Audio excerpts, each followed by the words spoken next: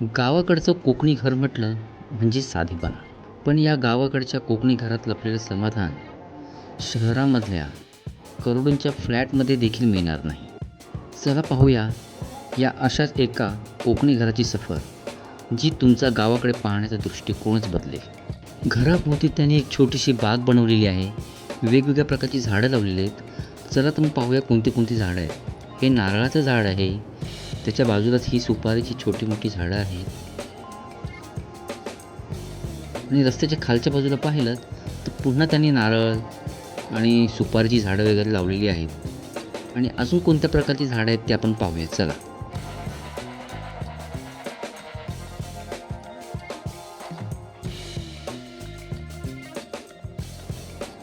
मित्रांनो, इथे त्यांनी अननस पण लावलेले आहेत. तुम्ही पाहू शकता काय?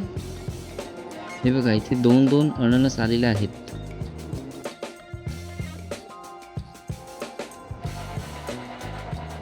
इथे हे केळीचं झाड आहे आणि त्याला केळीचा घड पण लागलेला आहे.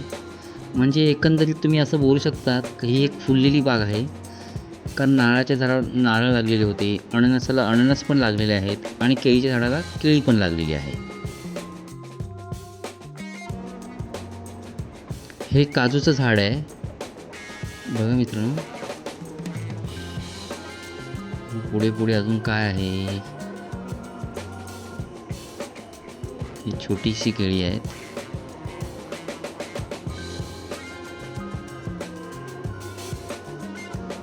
हे वांग्याचं झाड आहे मित्रांनो. याला वांगी लागलेली आहेत. बहुतेक ही वांगी बियांसाठी ठेवलेली असावीत. पिकलेली वांगी आहेत.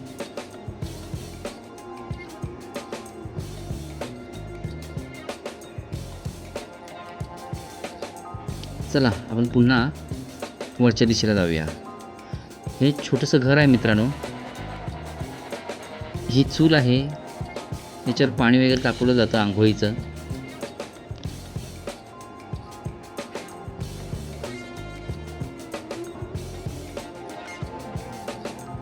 हे घर आहे, चिऱ्याचं घर आहे, कोकणी घर आहे. ही त्यांची गाय आहे मित्रांनो, गोदा. ए गोदा, गोदा, ए गोदा.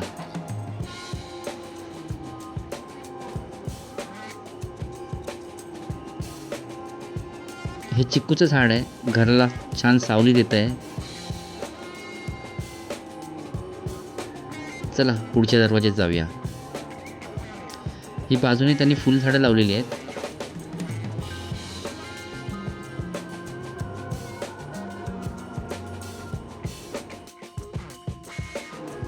इथे पण केळी वगैरे दिसत आहेत मित्रांनो. ही विहीर दिसते आपल्याला.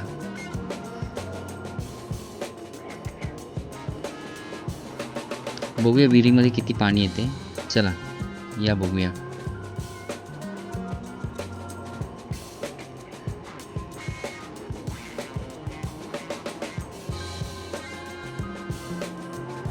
ओ माय गॉड, इथून तर काय दिसतच नाही आहे. चला पुढच्या दिशेला जाऊया. तिथून काय दिसते का बघूया.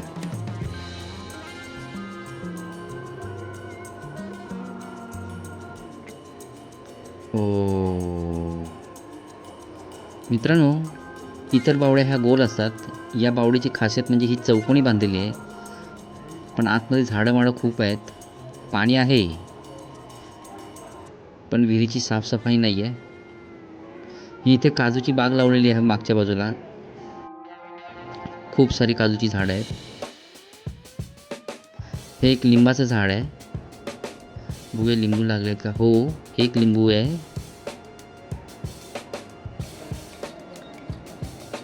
हो मित्रांनो, अजून इथे दोन छोटे छोटे लिंबू लागलेले आहेत.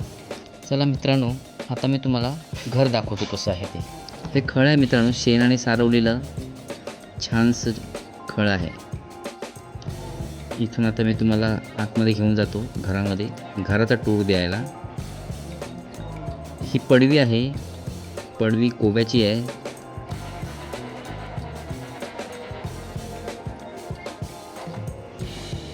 छोटीशीच आहे मित्रांनो. घर छोटंसंच आहे. 2 माणसांपुरतंचं घर आहे. दोघेच काका काकी राहतात. हे खण आहे, म्हणजे हॉल आहे. हॉलसुद्धा नीटनेटका आहे हॉल. समोर स्वामींचा फोटो लागला आहे. हे किचन आहे. किचनमध्ये मित्रांनो चूलसुद्धा ठेवलेली आहे.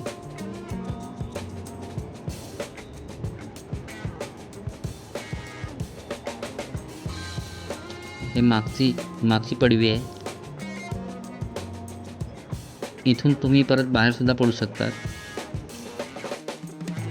हा रस्ता जातो पुढच्या दरवाजाकडे आणि हा रस्ता जातो मुख्य एंट्रन्सकडे. चला पुन्हा जाऊया पुढच्या दरवाजात.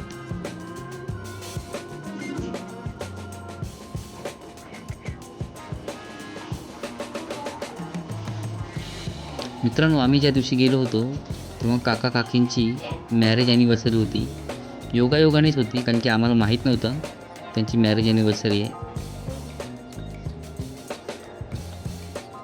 मग आम्ही थोडंसं त्यांचं औक्षण वगैरे करून घेतलं.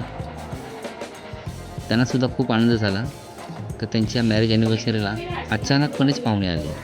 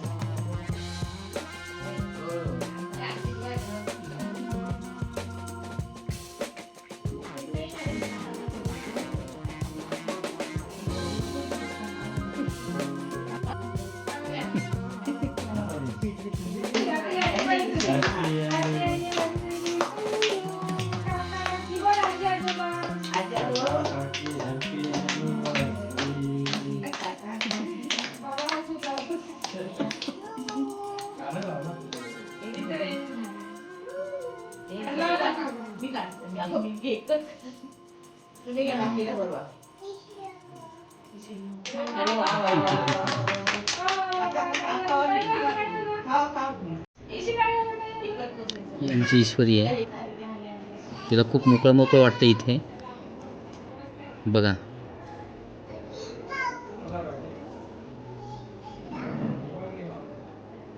हे तुळशी वृंदावन आहे जे प्रत्येक कोकणातल्या घरासमोर असतं. गावाकडचं घर म्हटलं म्हणजे ती फक्त एक राहण्याची जागा नसते, तर पिढ्यानपिढ्या जपलेली संस्कृती, माणुसकी, निसर्ग आणि समाधानाने भरलेले एक विश्वच असतं. चला मित्रांनो, तुम्ही हे छोटंसं घर, छोटीशी बाग पाहिली. कोकणातली माणसं समाधानी का असतात याचं उत्तर तुम्हाला मिळालंच असेल. Bye bye. आता तिकडे जायचं होणार ना.